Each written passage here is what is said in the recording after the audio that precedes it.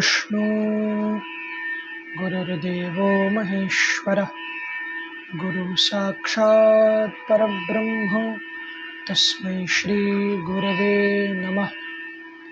नमः कुञ्जविहारिण्यै नमः कुञ्जविहारिणे स्वामी श्री हरिदासाय गुरुणां गुरवे नमः। यस्तूयते श्रुतिगणैर्निपुणैरजस्रं सम्पूज्यते क्रतुगदैः प्रणतैः क्रियाभिः तं सर्वकर्मफलदं निजसेवकानां श्रीमद्बिहारिचरणं शरणं प्रपद्ये। यत्र यत्र रघुनाथकीर्तनं तत्र तत्र कृतमस्तकाञ्जलिं बाष्पवारि परिपूर्णलोचनं मारुतिं नमत राक्षसान्तकम्।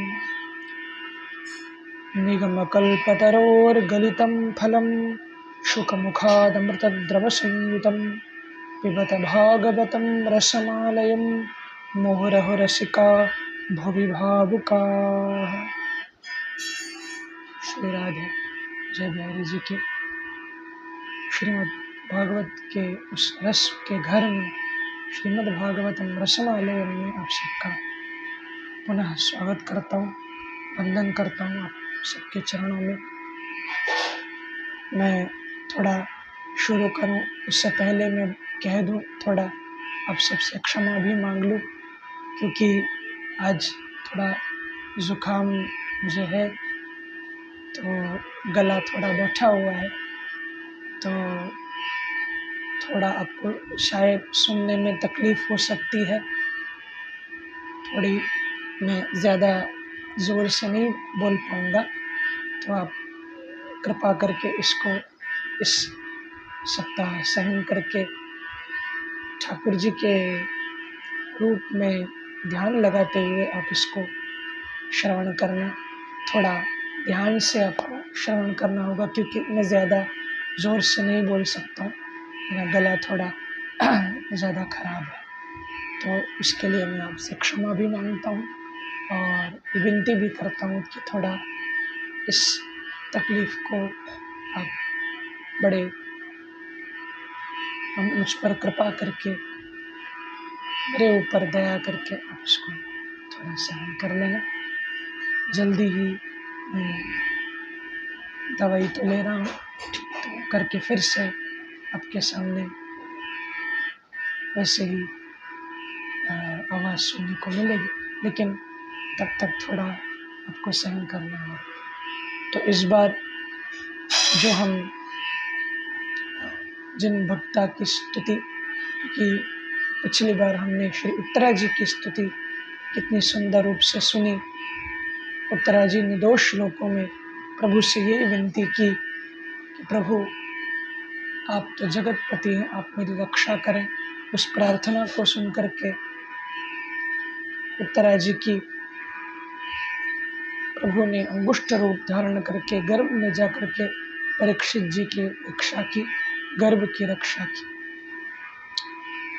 ये सब कुंती महारानी जो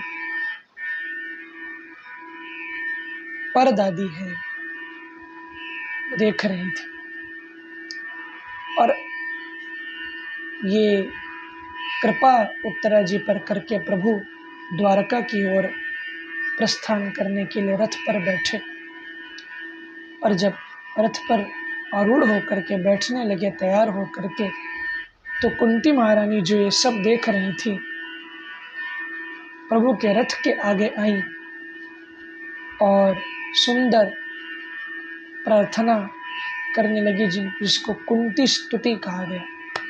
श्रीमद् भागवत में महारानी कुंती ने जो स्तुति प्रभु से की, बड़ी अद्भुत स्तुति है, बड़ी विशेष अध्ययन करने योग्य स्तुति है और विलक्षण स्तुति है।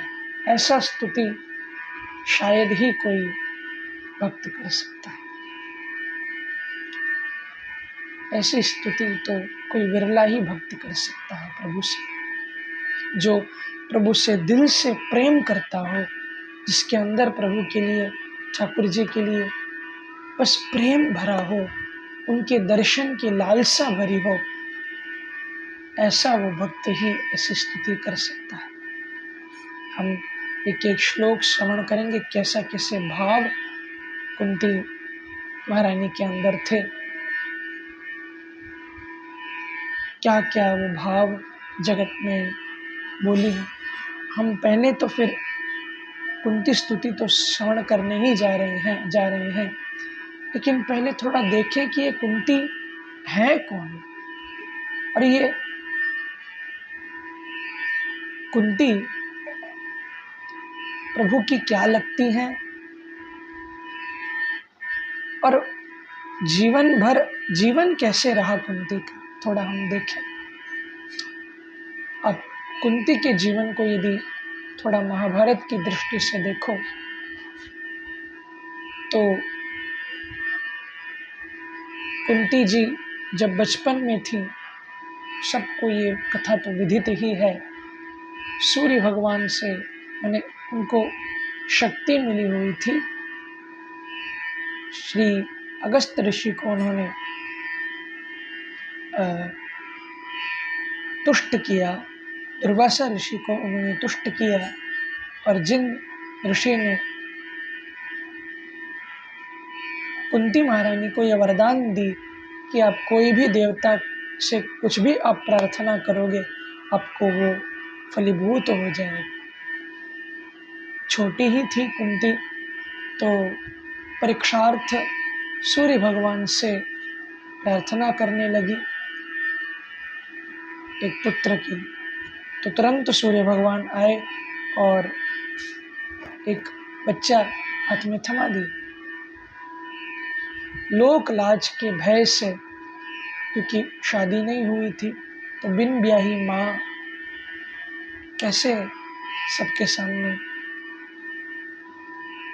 उसको लेकर के जाए, तो उसी समय उस बच्चे को ले आ और पानी के किनारे, नदी के किनारे छोड़ दी, जिसको एक सूत ने, एक दासी के परिवार ने अपनाया,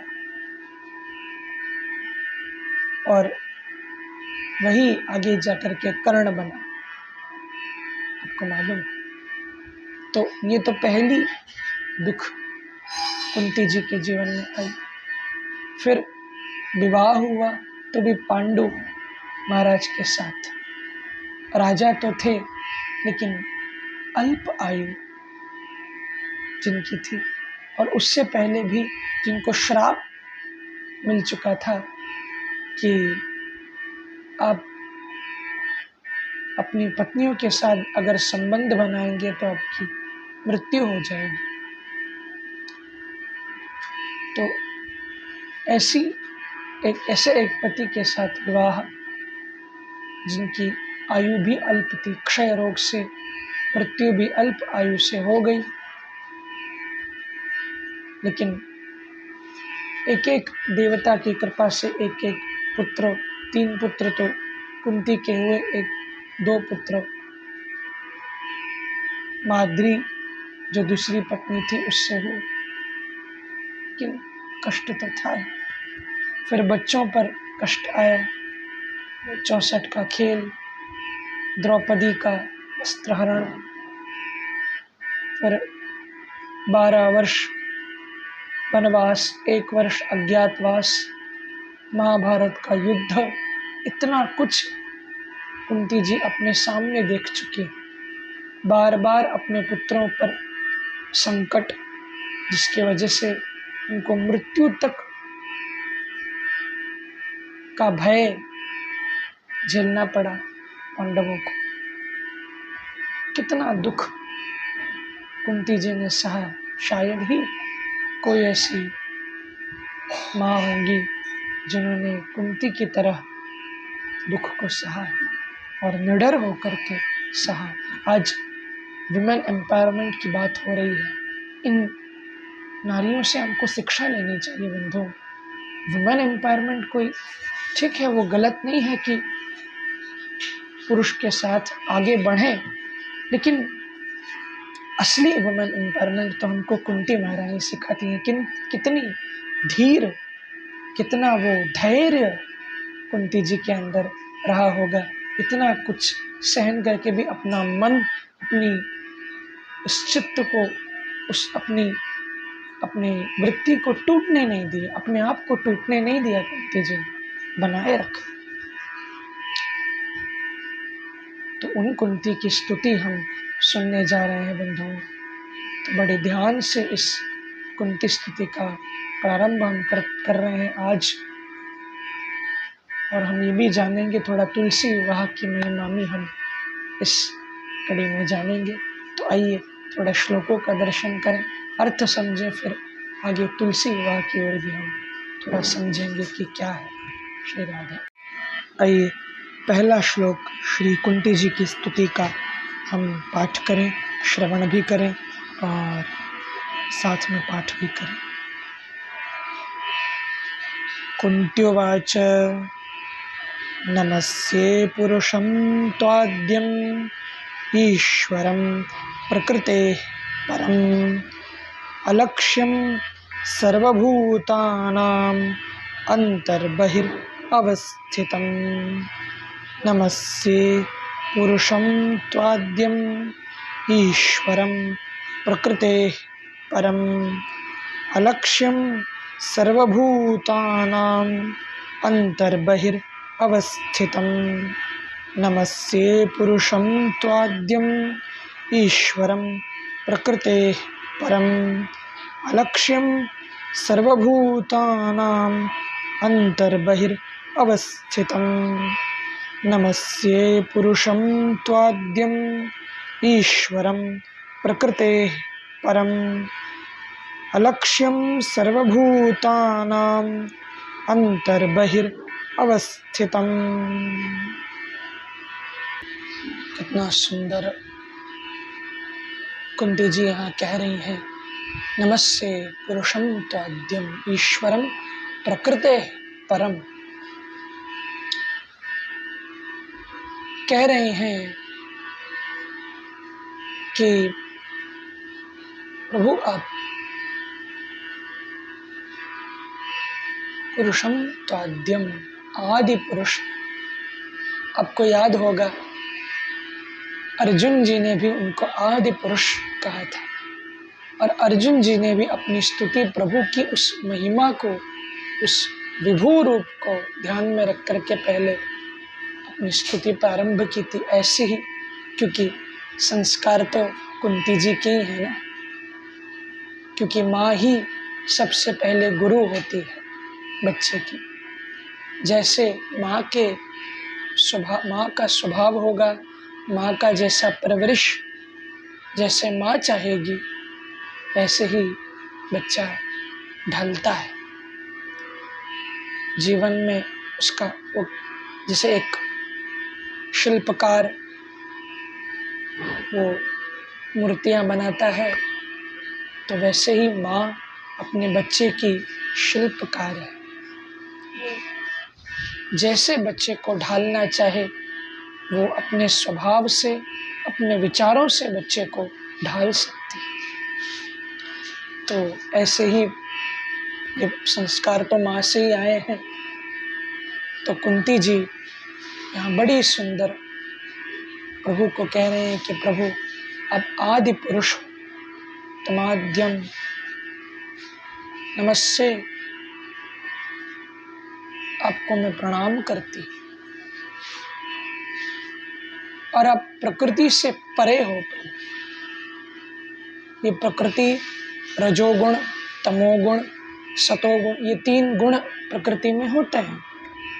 सत्वगुण भी होता है और रजोगुण भी होता है, तमोगुण भी होता है। लेकिन प्रभु आप इन तीनों गुणों से परे विशुद्ध सत्व में आप निवास करते हैं। आपका विशुद्ध सत्व है।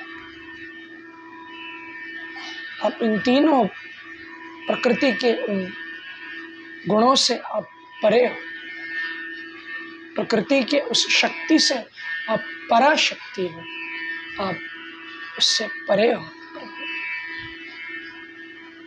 लेकिन आपको मालूम है प्रभु, हे कृष्ण, अलक्ष्यम सर्वभूतानां अंतर्बहिरवस्थितम। आप सब इन जीवों के अंदर भी हो और सब जीवों के बाहर भी हो, लेकिन ये सब कोई जान नहीं सकता है। कह रही हैं अंतर बहिर अवस्थितम। अब सबके अंदर भी परमात्मा रूप से बैठे हुए हो और बाहर भी तो आपका ही जलवा सब जगह नजर आ रहा है। ये प्रकृति, ये धरती, ये ब्रह्मांड आपकी शक्ति से ही तो चल रहा है। तो आप अंदर भी हो, इस जीव को भी आप संभाल, क्योंकि हम अगर एक श्वास भी ले रहे हैं तो प्रभु अंदर बैठे हैं, आत्मा रूप से प्रभु बैठे हुए हैं। क्योंकि भगवान ने गीता में जो कहा था ना अर्जुन जी से, ईश्वर सर्वभूतानां हृदयेषु तिष्ठति, और क्या कहा, ममैवांशो जीवलोके जीवभूत सनातन। अर्जुन, मैं हरेक के अंदर अंश रूप से मैं बैठा हुआ, वही अंश रूप से वो आत्मा रूप से तो बैठा हुआ है। अगर वो आत्मा शरीर से निकल जाए तो बस फिर शरीर का क्या काम, उसको जला दिया जाता है। तो जब तक आत्मा शरीर में है तब तक शरीर को एक वैभव है, उसको इज्जत है। जब तक आत्मा शरीर में है तब तक आप एक अगर ऊंचे पोस्ट पर हो, आप सीईओ हो या मैनेजर हो या सीनियर मैनेजर हो, कुछ भी हो, लेकिन जब तक आप के अंदर आत्मा है तब तक आप वो हो। जिस घड़ी आपके अंदर से आत्मा निकल जाएगी, जिस घड़ी आत्मा बिछुड़ जाएगी आपके शरीर से, उस घड़ी से तो आप वो पोस्ट में आप नहीं रहोगे, आप केवल एक शव बन जाओगे। शव आपको फिर तुरंत जला दिया जाएगा। कहाँ गया वो पोस्ट, कहाँ गया वो मैनेजर की कुर्सी, कहाँ गई वो सीईओ की गद्दी, सब निकल जाएगी।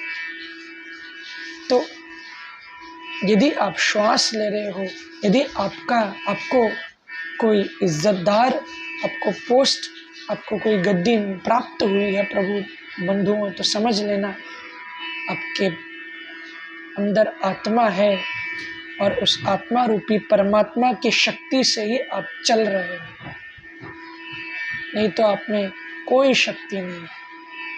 तो यही कुंती जी यहाँ कह रही हैं कि आप सबके अंदर परमात्मा रूप से बैठे हुए, आत्मा रूप से बैठे हुए हो, और बाहर भी बाहर तो आप हो ही, आप ओमनी प्रेजेंट भी हो और ओमनी पोटेंट भी हो। आप जगत व्यापक भी हो और इस जगत के अंदर भी हो, फिर भी इससे आप परे हो। यही आपकी लीला है, आपकी कितनी सुंदर लीला है। आप जगत में रहते हो फिर भी जगत से परे हो, और ये जगत आपसे ही चलता है, फिर भी आपको कोई इससे मोह नहीं, आप इससे परे रहते हो। लेकिन ये बात सब नहीं जान सकते। अलक्ष्यम सर्वभूतानां, सारे लोग इस बात से अनजान है प्रभु, अलक्ष्य है। हमारे स्वामी जी महाराज, स्वामी श्री हरदास जी महाराज अपने अष्टादश सिद्धांत के एक पद में कहते हैं, देखो इन लोगन की लावनी, देखो इन लोगन की लावनी कहते हैं झूठे वस्तु से प्रेम।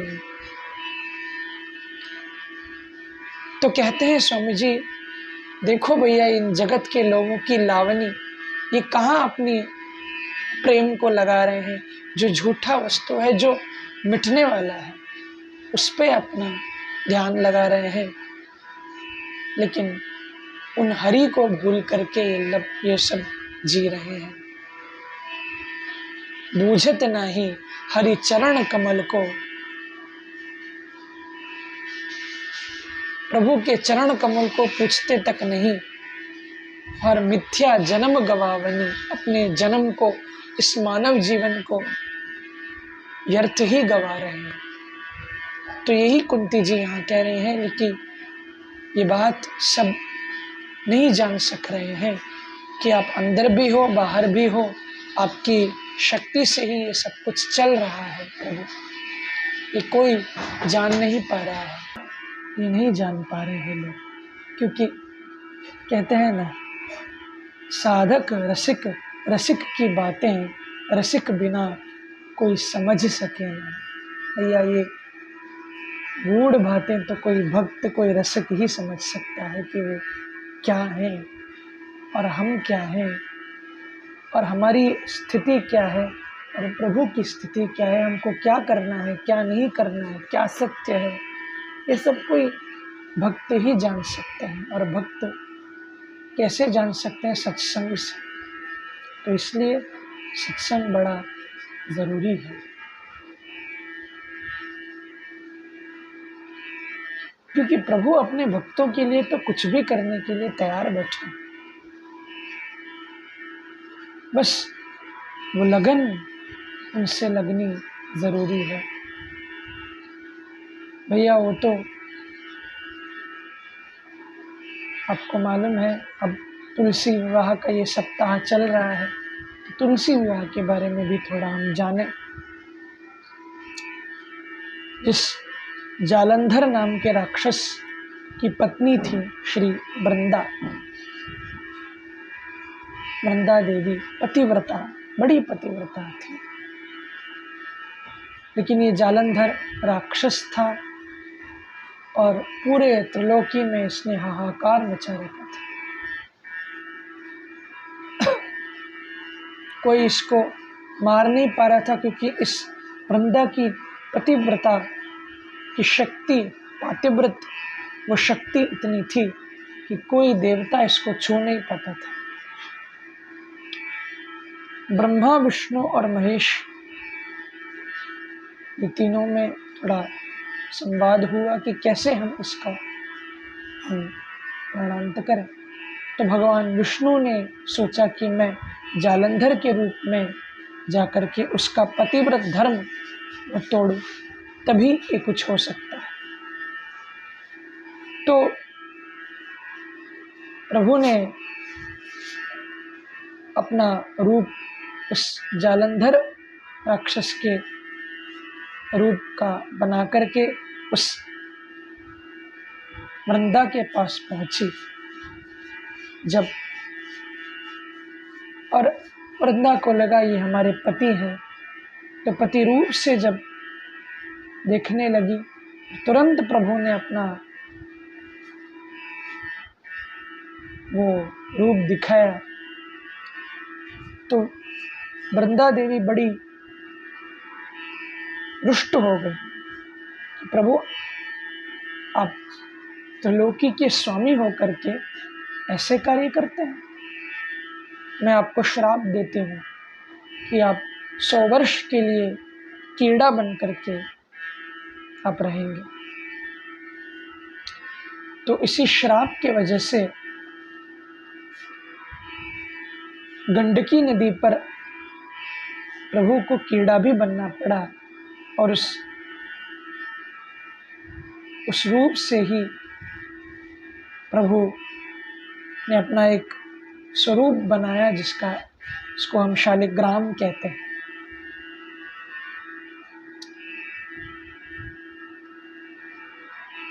तो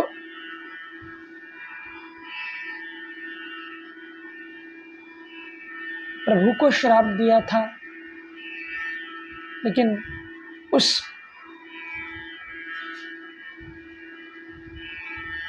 क्योंकि पातिव्रत धर्म तो टूट चुका था तो जालंधर की तो मृत्यु हो गई, लेकिन भगवान ने आशीर्वाद दिया कि तुम अगले जन्म में तुलसी बन करके आओगी और साक्षात मैं तुमसे विवाह करूंगा। तो वही वो वृंदा ही तुलसी बन गई और जो कीड़े के रूप में शालिग्राम जी थे, वो शालिग्राम जी और तुलसी जी का सुंदर विवाह संपन्न हुआ। जिस तुलसी शालिग्राम विवाह को आज भी हम बड़े धूमधाम से मनाते हैं। ये तुलसी, ये वृंदा देवी ठाकुर जी की बड़ी परम भक्ता है, जिन भक्ता के लिए प्रभु वो कीड़ा भी बनने को तैयार हो गए। सोचो वो क्या नहीं हमको हमारे लिए कर देंगे, हम सच्चे भक्त तो प्रभु के बने। तो आप सबको इस तुलसी विवाह पर्व की बहुत बहुत ढेर सारी हो सकता है मैं थोड़ा, क्योंकि मैंने उस ज़्यादा अध्ययन करने को मुझे समय नहीं मिला, क्योंकि थोड़ा स्वास्थ्य भी खराब था। तो हो सकता है मैं गलत भी हूँ, लेकिन आप चिंता मत करना। सही जो प्रमाणित जो कथा है उसकी कोई लिंक हो, कोई यूट्यूब पर भी कोई अन्य आचार्यों की कोई लिंक मुझे मिले या कहीं कोई इन्फॉर्मेशन मिले, मैं ज़रूर डिस्क्रिप्शन में डाल दूँगा। अब उसको ज़रूर पढ़ना, मैं भी पढ़ूँगा और अपने ज्ञान को आप बढ़ाना। तो आप सबको तुलसी विवाह की ढेर सारी शुभकामनाएं। तुलसी विवाह और शालिग्राम जी हो तो शालिग्राम जी, नहीं तो घर में जो लड्डू गोपाल ठाकुर जी हो उनको लेकर के आप विवाह आप संपन्न कराना ठाकुर जी की। और तुलसी महारानी को बार बार ये प्रार्थना करना कि तुलसी, हे तुलसी देवी, वृंदायै तुलसी देव्यायै प्रियायै केशवस्य च। आप तो केशव की प्रिय भक्ता है, हे वृंदा देवी, तो हमारे लिए आप क्या करोगे? कृष्ण भक्ति प्रदे देवी सत्यवत्यै नमो नमः। हे सत्यवती, हे सत्य की पालन करने वाली तुलसी देवी, आप हमें कृष्ण भक्ति आप प्रदान करना, प्रदान करना, प्रदान करना। ये हम तुलसी महारानी से ज़रूर याचना करें। और इस कुंती स्तुति का अब जो श्रवण आपने किया है, इसको थोड़ा चिंतन करना, और आपको और कोई भाव इस कुंती स्तुति में, इस श्लोक में आपको कोई भाव जान पड़ रहा हो तो ज़रूर कमेंट में आप लिख करके शेयर करना। और इस कुंती स्तुति को भी आप लोगों से शेयर करना, भक्तों से शेयर करना, उनका भी आप क्या राय है वो जानना। अपने अपने भाव को आप कमेंट सेक्शन में ज़रूर शेयर करें, मुझे बड़ा आनंद आएगा पढ़ने में। तो यही मैं विराम देता हूँ। अगली कड़ी में फिर हम एक दूसरे श्लोक कुंती स्तुति के हम जाएंगे और उनका कुंती महारानी का भाव हम समझने का प्रयास करेंगे। तब तक के लिए श्री राधे, श्री राधे, श्री राधे। जय बिहारी जी।